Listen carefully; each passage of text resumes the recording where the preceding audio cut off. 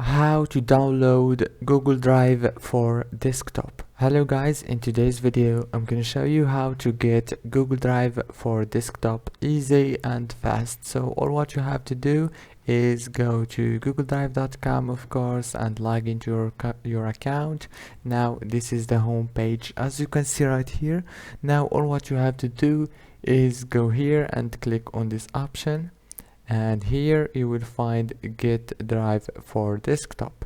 Click on it and it will take you to this page. You will find download drive for desktop. Click on it and now it will be start downloading, and after it gets downloaded, all what you have to do is install it and everything will be done.